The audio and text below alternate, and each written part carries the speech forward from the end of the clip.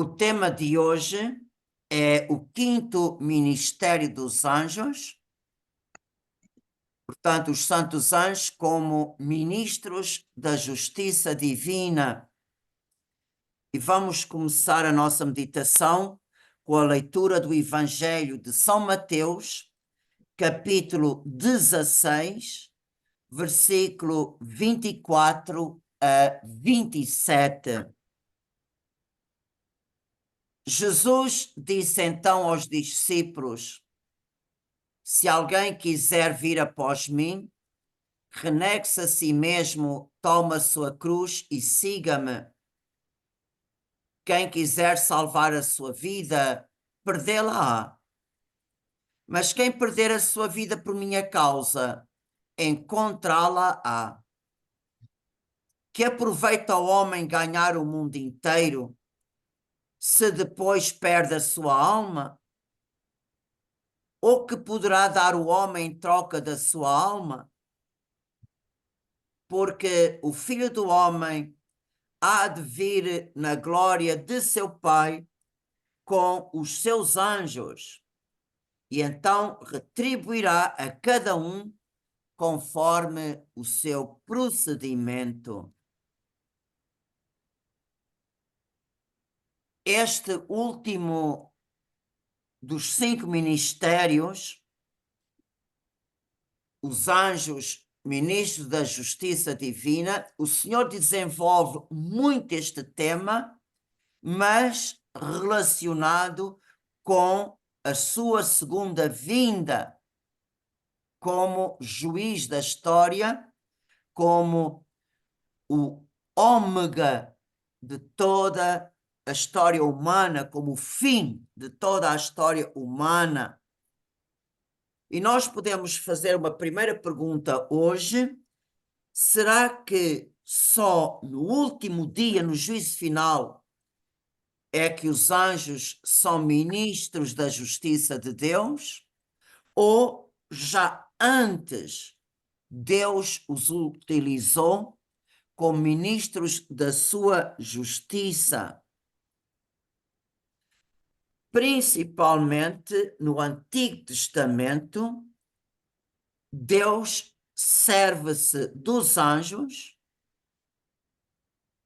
como ministros da sua justiça, embora se sirva muito dos seus anjos como ministros da sua misericórdia para socorrer o seu povo nas horas de aflição. E vemos que logo com o pecado original o homem se separou de Deus, e segundo São Paulo diz-nos que pelo pecado tornamo-nos inimigos de Deus. Por isso não é de estranhar que quando Deus expulsou Adão e Eva do paraíso, colocou anjos a guardar o caminho da árvore da vida. Vemos isto em Gênesis 3:24.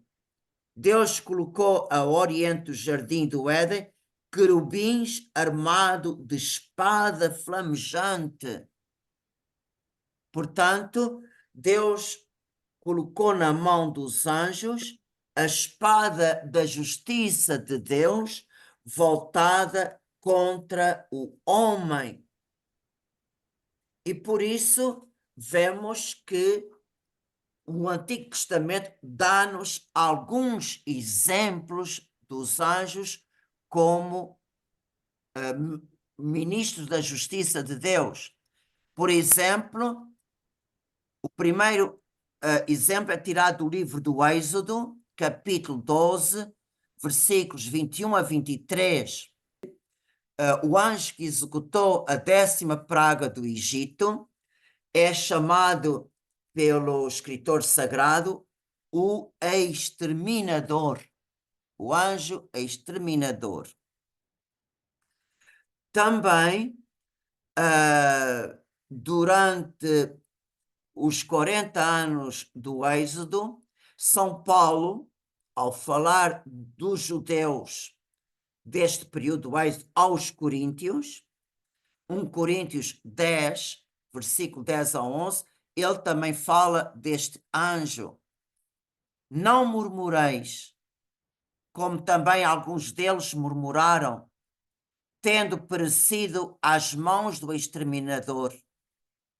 Ora, todas estas coisas lhes sucederam para nosso exemplo e foram escritas para nos servirem de advertência a nós que chegamos ao fim dos tempos. Portanto, vocês vejam, também os castigos que Deus inflige ao seu povo durante o Êxodo também foram executados pela mão do exterminador, segundo as palavras de São Paulo. Outro exemplo que nós temos é no tempo do rei David, quando ele, por orgulho, quis recensear o seu povo para saber quantos homens aptos para o combate, para a guerra, ele teria à sua disposição. E realmente o Senhor o advertiu do seu orgulho e do seu pecado. E por meio do profeta, Deus propôs a David 3 castigos. Ele optou por 3 dias de peste que flagrou sobre o povo, porque Davi disse: mais vale cair nas mãos de Deus, que é misericordioso, que cair nas mãos dos homens, porque os homens, na sua crueldade, não têm limites. E vemos que morreram, nestes 3 dias de peste, 70.000 homens do povo. E quando Deus enviou o anjo para destruir Jerusalém, que aqui também é chamado o anjo exterminador, Deus disse ao anjo: basta, retira a tua mão. Vemos este caso em 2 Samuel, capítulo 24, versículos 15 a 17. Outro exemplo claro é o anúncio de São Gabriel a Zacarias, pai de João Batista. Reparem, Zacarias era sacerdote e, segundo São Lucas, era um homem justo diante de Deus, cumprido irrepreensivelmente todos os mandamentos e preceitos de Deus. Portanto, ele era um homem justo, um homem reto, um homem cumpridor da lei. Mas porque ele duvidou do anúncio do anjo, o anjo imediatamente o castiga com a mudez. Portanto, o último exemplo que nós temos do anjo como ministro da justiça de Deus é no anúncio a Zacarias. E quando é que se passou isto? 6 meses antes da anunciação de São Gabriel a Nossa Senhora. Portanto, vemos que os anjos têm esta espada da justiça de Deus voltada para o homem, desde o pecado original até 6 meses antes da vinda do Salvador. Quando Jesus, pela encarnação do Verbo, vem para o nosso lado, vemos que São Gabriel toma uma atitude completamente diferente diante de Nossa Senhora. Ele usa toda a reverência e toda a consideração diante daquela que seria a mãe do Verbo de Deus Pai, e ao mesmo tempo ela seria a porta que Deus escolheu para o seu filho entrar neste mundo. Portanto, vemos que perante Zacarias o anjo imediatamente castiga com a mudez, perante Nossa Senhora o anjo realmente a saúda com toda a reverência, e de certeza que São Gabriel foi o primeiro anjo a adorar o Verbo encarnado no seio da sua mãe. E durante toda a sua vida pública, sempre, sempre, sempre, os anjos estavam à disposição de servir o Senhor, como eles fizeram no deserto, se fosse essa a vontade do Pai. E nós podemos fazer esta pergunta: por que os anjos mudaram esta atitude com a vinda de Jesus? Portanto, Jesus vem e vem desde o primeiro momento como nosso Redentor, como nosso Salvador. Portanto, Jesus começa-nos a redimir logo que a sua mãe disse o sim, faça-se em mim. Logo que Maria disse o sim, Jesus começou a redimir-nos. Claro que a plenitude da redenção se deu no Calvário. E, portanto, principalmente no Calvário, Jesus, pela sua morte e ressurreição, Jesus tira dos anjos a espada flamejante e quebra a espada da justiça de Deus e transforma a justiça em misericórdia. Por isso, com a morte e ressurreição de Cristo, os anjos não têm mais a espada da justiça voltada para o homem. E vocês vejam, São Paulo, na carta aos Colossenses, capítulo 1, versículo 18 a 20, aponta-nos uma realidade muito bonita que dificilmente nós compreendemos.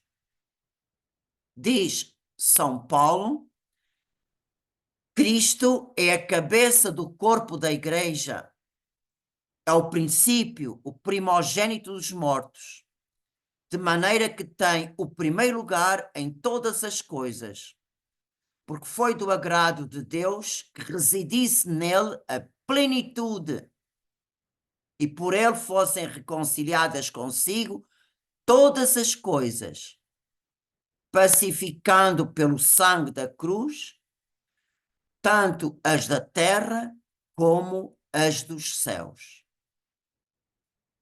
Muitas vezes nós não entendemos o que é que Jesus tinha a reconciliar as coisas do céu, porque no céu só tinha os santos anjos.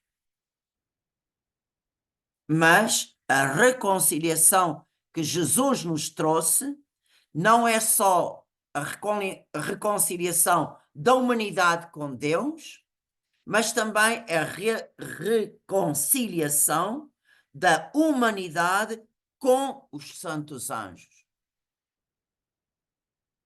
Pelo pecado original, os anjos viam-nos como inimigos de Deus, utilizando o termo de São Paulo, com a redenção que Cristo nos trouxe. E quando Jesus transforma a justiça em misericórdia, portanto, os anjos também se reconciliaram com os homens. Não nos olharam mais como inimigos, mas como pecadores que Deus nos convida a fazer parte do seu corpo místico, que é a igreja. E Deus, por esta reconciliação, por ele ter feito a paz entre os anjos e os homens, também os anjos são anexados como membros do corpo de Cristo. E por isso ele se servirá dos seus anjos como ministros da sua misericórdia até que ele venha, até que dure o tempo da igreja, até que dure o tempo da volta da humanidade à casa do Pai. Os anjos ajudam-nos a chegar à pátria definitiva. E por isso o Senhor quer realmente servir-se dos seus anjos antes que chegue o tempo, antes do juízo final, em que Deus se servirá dos seus anjos como ministros da sua justiça. Por isso vocês vejam que Jesus disse-nos, através de através de Marcos 8:38, quem se envergonhar de mim e das minhas palavras diante da geração adúltera e pecadora, também o Filho do Homem se envergonhará dele quando vier na glória de seu Pai com os santos anjos.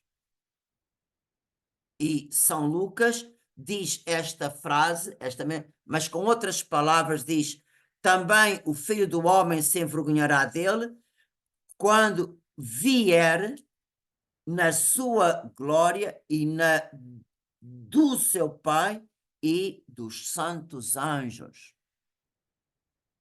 Portanto, vocês vejam que Jesus quer dar testemunho de nós, não só quando entrarmos no céu, com a nossa alma, mas também quer dar testemunho de nós no juízo final, quando ele vier na sua glória, na glória do Pai e dos santos anjos. E São Mateus, quando fala dos anjos na segunda vinda, ainda diz-nos mais um pormenor. Quando o Filho do Homem vier na sua glória, acompanhado por todos os seus anjos, sentar-se-á então no seu trono de glória, então retribuirá a cada um conforme o seu procedimento. Portanto, São Mateus realça, o Senhor virá não só, mas acompanhados por todos os seus anjos. E, por ocasião da sua vinda, os anjos são os que colhem. É este o sentido que o Senhor dá à explicação da parábola do joio no campo. Mateus 13. Portanto, Deus diz-nos, aquele que semeou a boa semente é o Filho do Homem, o campo é o mundo, a boa semente são os filhos do reino, o joio são os filhos do maligno, o inimigo que semeou o joio é o diabo, a ceifa é o fim do mundo. O Filho do Homem enviará os seus anjos, que vão tirar do seu reino todos os escandalosos e todos quantos praticam a iniquidade. Portanto, vocês vejam, o Senhor, ao dar à sua igreja a sua missão, ao dar aos seus apóstolos a missão futura da igreja, diz, ide ensinar e batizai. Portanto, a igreja, que somos todos nós, mas em especial o clero, nós temos a missão de semear. Nunca no Evangelho Deus nos manda colher. Porque quem fará a colheita no fim do mundo são os santos anjos. E também, na última vinda do Senhor, são os santos anjos que vão reunir os seus eleitos, os eleitos de Deus, desde os quatro ventos, desde a extremidade da terra à extremidade do céu. Portanto, vocês vejam, os anjos têm várias funções quando o Senhor virá como juiz da história. Apesar de Jesus querer associar os anjos ao juízo final, no entanto, os anjos, como nós, não sabem nem o dia nem a hora, só o Pai. Portanto, esse momento, tal como nós, os anjos não sabem. E se Deus não nos revelou quando se daria este acontecimento, então podemos perguntar, bem, então por que é que Jesus falou nele? Porque, tal e qual como na hora da nossa morte, nós não sabemos o dia nem a hora, porque ele quer exortar-nos à vigilância e a estarmos sempre preparados. Eu acho que se nós soubéssemos o dia da nossa morte, nós pegávamos de cabeça, nós enlouquecíamos. Eu acho que é tão bom de nós não sabermos nem o dia nem a hora. É uma ótima pedagogia divina para estarmos vigilantes, para estarmos sempre preparados, mas vivemos sempre na esperança. Olha, Senhor, seja à tua vontade, que é muito melhor de vivermos na esperança do que vivermos num fatalismo. Por isso é que o Senhor nos exortou no seu Evangelho realmente a estarmos preparados, porque não sabemos nem o dia nem a hora. E no juízo final, toda a humanidade, desde Adão até a última pessoa humana que existirá na face da terra, todos estaremos diante dele. Até mesmo o profeta Zacarias no Antigo Testamento diz, mesmo até aqueles que o trespassaram. Portanto, mesmo aqueles que não quiseram aproveitar a salvação que Cristo nos trouxe, mesmo aqueles que não acreditaram nas suas palavras, também esses estarão diante do Filho do Homem. É interessante, ainda na semana passada, no domingo passado, que foi o domingo das tentações, foi uma ótima oportunidade para falar do demónio. E tinha, graças a Deus, a igreja bem composta, a igreja com muita gente. E uma das coisas que eu disse é esta. Há muitas pessoas hoje que dizem que o demónio não existe. Eu não acredito no demónio. Esses vão ter uma grande surpresa. Vão ter uma grande surpresa. Eu não acreditei em ti, afinal. Por isso vocês vejam realmente a dimensão sobrenatural, a dimensão eterna da nossa vida, do mistério da nossa vida, não depende se a gente acredita ou não. E Cristo veio para revelar-nos o que existe depois da morte. Mesmo aqueles dizem, eu não acredito nada disto, até esses vão estar diante do Senhor. E nós, ao meditarmos no juízo final, nas últimas realidades da nossa fé, nós ficamos esmagados por este mistério, surpreendidos. Como é que é possível estar toda a humanidade, todas as pessoas que existiram ao longo de milénios, como é que é possível estarem todos diante de Deus? Como é possível que todos os corpos vão ressuscitar? Como é possível? Como é que é possível, por exemplo, aquelas pessoas que morreram no mar, aquelas pessoas que foram comidas pelos peixes? Como é que os corpos desta gente vai ressuscitar? Como é que aparecerá a nossa vida perante Jesus e perante todos? E ao mesmo tempo, se nós já tivemos o nosso juízo particular e a nossa sentença, o que é que nós vamos fazer no juízo final? Por isso, vocês vejam, mais importante que as respostas a esta pergunta, nós devemos ter em conta algumas coisas que a Sagrada Escritura nos diz. Primeiro, a misericórdia triunfará sobre o juízo.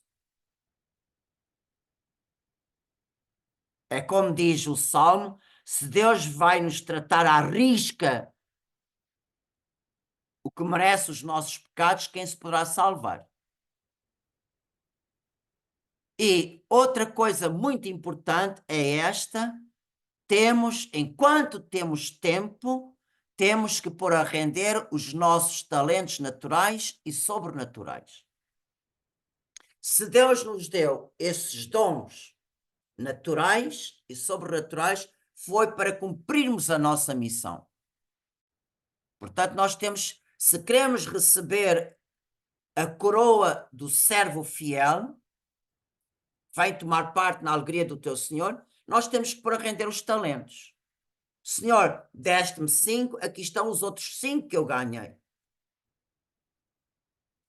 E a última coisa é, Deus quer ser amado e servido na sua igreja, em nós mesmos e no próximo.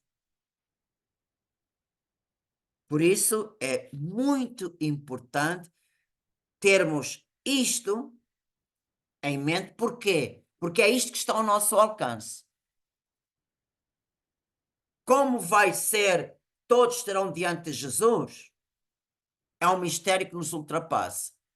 Como acontecerá a ressurreição de todos os corpos? Isto nos ultrapassa. Portanto, nós não podemos compreender este mistério. E como é que aparecerá a nossa vida aos olhos de todos, no juízo final, nós que já passamos, e todos passarão pelo juízo particular. Tudo isto nos ultrapassa, está dentro do mistério de Deus. Portanto, isto não está no nosso alcance para compreendermos. Agora, o que está no nosso alcance é termos a certeza que a misericórdia triunfa do juízo, temos que pôr a render os talentos e temos que amar e servir o Senhor naqueles que estão à nossa volta, em nós mesmos e na sua igreja. É isso que temos hoje no nosso alcance. E vocês reparem que, pela força do Espírito Santo, e é o Espírito Santo que torna Jesus presente na sua igreja e presente na nossa história, é o Espírito Santo, por isso é tão importante que vivamos cada dia como único, como uma graça que não podemos desperdiçar.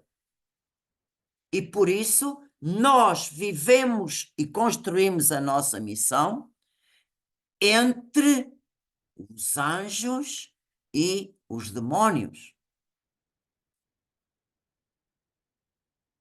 Utilizando uma imagem que eu li num livro, quando estava no Brasil, dizia que a nossa vida é comparado a um jogo de futebol. Nós estamos entre duas equipas e nós somos a bola. Portanto, nós temos que trabalhar para que a bola vá mais tempo para a equipa dos anjos que a equipa dos demónios. E por isso, como é importante não deixarmos-nos cair na tentação. E por isso é importante sempre arrancarmos a máscara do rosto do demónio. Vocês sabem qual é a pior tentação que ele pode fazer contra nós? É tentar-nos pelo bem. O demónio pode nos tentar pelo bem. Por exemplo, vou-vos dar um exemplo. Existem muitas devoções, existem muitas coroinhas que são bonitas, são boas, Mas será que todas as devoções que existem é para nós fazermos? Atenção, porque muitas vezes o demónio nos tenta. Ai, esta coroinha é tão boa. Ai, este tercinho também é tão bom. Ai, o que é que isto vai causar? Nós caímos na fatiga espiritual e depois deixamos tudo. Por isso, aqui cabe muito a direção espiritual. Portanto, ao vosso confessor e ao vosso diretor espiritual, é muito importante nós submetermos a nossa vida de oração, por exemplo, para ele fazer connosco um discernimento, o que é, entre todas as devoções, qual é aquela que Deus quer para mim. E por isso é importante nós não cairmos nesta tentação. Por isso, é importante arrancarmos de Satanás a máscara, e se nós conseguimos arrancar-lhe a máscara, quando nós identificamos a ação do maligno, imediatamente, já está a 50% como é que é dizer, a tentação está vencida. E por isso é importante nós desmascararmos o inimigo. Outra tentação que o inimigo faz muito, e nós estamos sujeitos a isso, e por isso temos que estar sempre alerta. Quantas vezes há este farisaísmo, somos muito amáveis e caridosos para o de fora, e quando chegamos em casa, somos um coração cercado, um arame farpado, que fere todos aqueles que se aproximam de nós. Portanto, vocês vejam quantas vezes, para descarregar a nossa consciência, damos uma moeda ao pobre para que ele não nos moleste. Compreenda? Esta prática religiosa de ações externas, mas que não comprometem a vida. Essas tentações são muito subtis e é muito difícil nós arrancarmos a máscara de Satanás. É muito. E vocês sabem que no Evangelho o Senhor é muito duro com os fariseus.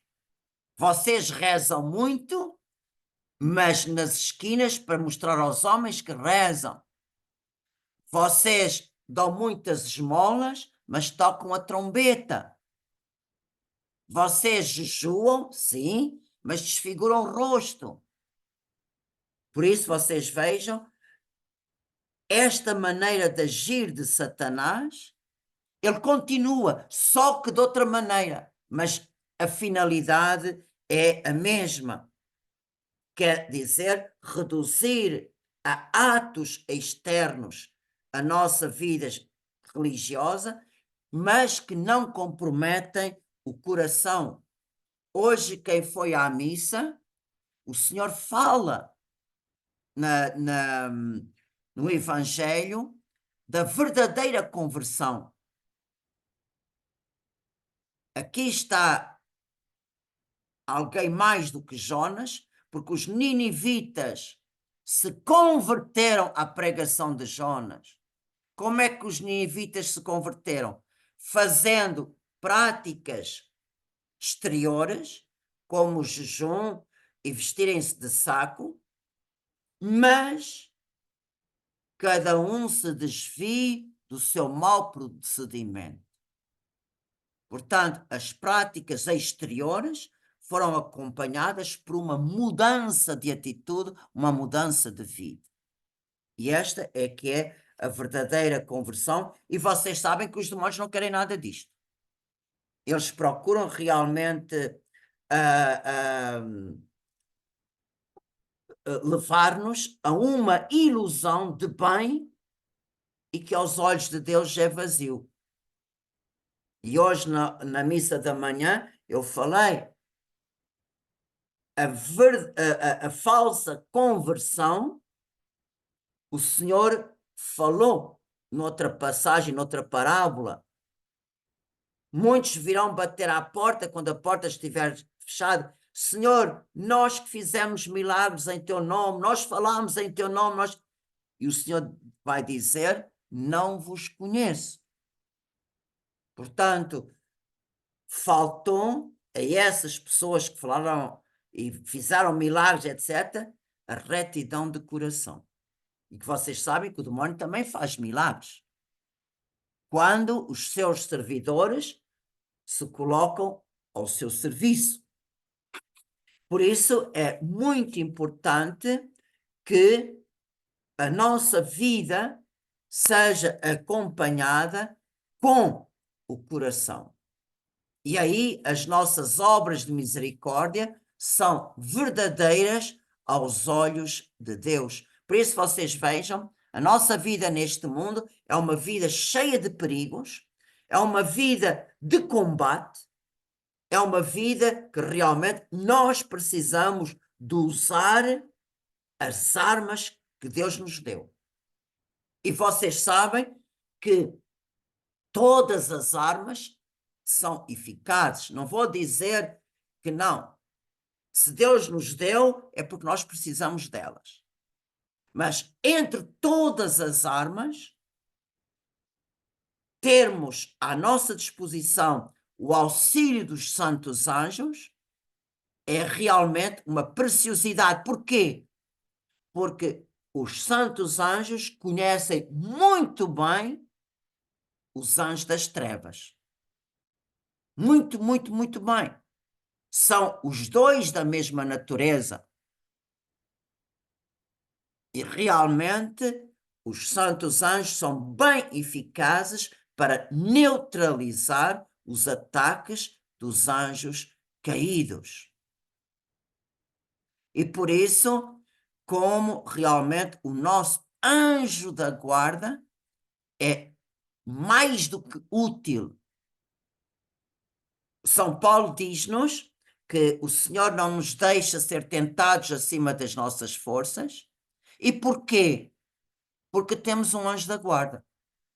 O anjo da guarda só deixa passar aqueles ataques de Satanás que nós somos capazes de vencer. Tudo que está acima das nossas forças, o anjo não deixa passar. Por isso, é muito importante nós utilizarmos o grande auxílio do nosso anjo da guarda. E, para terminar, nós podemos perguntar qual é o resultado da ceifa final quando o fruto estiver maduro. Qual é o resultado? Portanto, os que não tiveram misericórdia, portanto, aqueles que não amaram Deus, nem o próximo, nem a si próprios, não respeitaram a sua própria dignidade, eles receberão a palavra afastai-vos, e eles tomarão parte naquela herança que Deus preparou para os anjos caídos. Afastai-vos de mim, malditos, para o fogo eterno, preparado para o diabo e os seus anjos. Deus não criou o inferno para o homem, Deus criou o inferno para os anjos. Mas quem seguiu o caminho de Satanás, bom, recebe a herança de Satanás. Porque Deus não obriga ninguém a estar com ele. Não obriga. E os da direita? Os que fizeram triunfar a misericórdia no dia do juízo, através das obras de misericórdia. Esses receberão a palavra benditos de meu Pai. Tomai posse do reino que vos está preparado desde o início do mundo. Reparem como Deus é maravilhoso. Aquele reino, Deus quis dá-lo antes de nós aos anjos fiéis. E no reino de Deus, os anjos fiéis que passaram na prova receberam 2 coroas. A primeira coroa que eles receberam foi ver Deus face a face. Que não há maior alegria no céu do que ver Deus tal e qual como Ele é. E a segunda coroa de glória, que é uma consequência da primeira, é de nunca mais poderem pecar. A união com Deus é tão grande, tão grande, tão grande, que no céu não se quer fazer nada que não seja da vontade de Deus. A união da vontade das criaturas é tão grande a Deus que só queremos o que Deus quer. E por isso, vocês vejam, nesta comunhão, assim como os condenados estarão em comunhão com os anjos caídos, também os eleitos, que fizeram triunfar a misericórdia no juízo, vemos que eles estarão em comunhão eterna com os santos anjos. E por isso será nessa altura que, diz a Sagrada Escritura, todos os inimigos estarão submetidos aos pés de Jesus, que é o Rei do Universo e o Senhor da história. E aqui no juízo final se dará a vitória definitiva sobre o demónio, sobre o pecado e todas as suas consequências. E o último inimigo a ser vencido é a morte. Por quê? Porque com a morte do último homem, a morte já não pode fazer mais nada. Com a morte do último homem, o demónio não pode fazer mais nada. Com a morte do último homem, terminou o número dos pecados. Não há mais. Portanto, com a morte do último homem, o demónio não pode fazer mais nada. Acabou. A ação que ele podia fazer, já fez. E a partir de agora, ele só e unicamente dar-se conta o que é que eu sou, o que é que eu fiz, o que é que eu ganhei. Nada. Nada. E por isso, só realmente vemos que neste inferno definitivo, que eu chamo inferno definitivo, o demónio e os seus anjos, como os seus condenados, atingirão a máxima distância de Deus. O máximo afastamento de Deus será depois do juízo final. E aí, para toda a eternidade, eles não podem fazer mais nada, só dar-se conta o que é que eu sou, o que é que eu fiz, o que é que eu ganhei. E por isso, eles vão atingir o máximo ódio contra Deus, contra si próprio e contra os outros que estão lá com ele. E também nós podemos dizer que no céu vamos atingir o máximo amor, a máxima proximidade de Deus, a máxima comunhão com Deus, com os anjos e com todos os que estão no céu conosco. E por isso, no céu, há uma tríplice alegria. Primeiro, ver Deus face a face, ver Deus em mim, tudo o que Ele fez em mim, e contemplando todas as graças que o Senhor me deu, tudo o que o Senhor fez para me salvar, tudo, todos que me ajudaram, tudo isto vai ser para nós um motivo de grande alegria. O Senhor escreveu em mim a mais bela história de amor. Nós vamos ser um romance de amor de Deus para conosco. E quando nós olharmos para o lado, vamos ver o que é que Deus fez com aquele que está ao nosso lado. E quando a gente começar a contemplar o que Deus fez com o outro, vamos ver que Deus escreveu nele outra história de amor diferente da minha. E por isso, porque é que o céu não cansa? Porque cada vez que nós contemplamos Deus em cada santo que está lá, em cada anjo, é sempre uma nova faceta de Deus que vamos descobrir.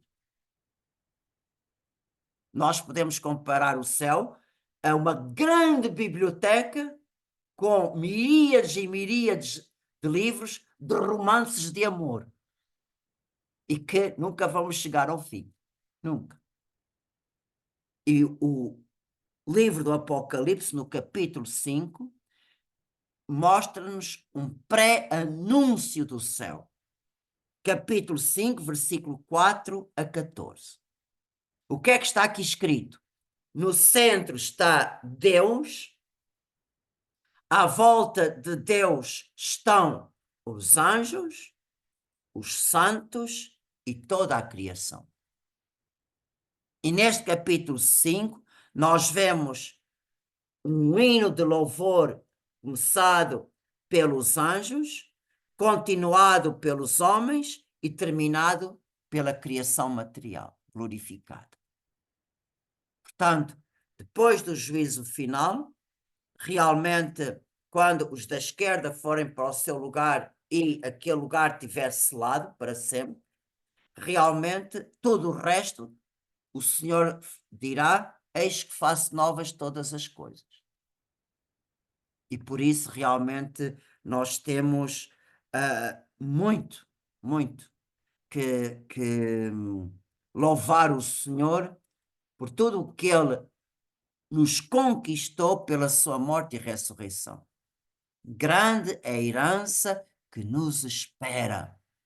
Como diz São Paulo, são coisas que nunca nos passou pela cabeça, que nem sequer podemos imaginar, são coisas que os nossos olhos nunca viram, nem os nossos ouvidos nunca escutaram, o que Deus preparou para aqueles que o amam. Por isso, vale a pena o combate que fazemos, se é grande a glória que nos espera. Amém.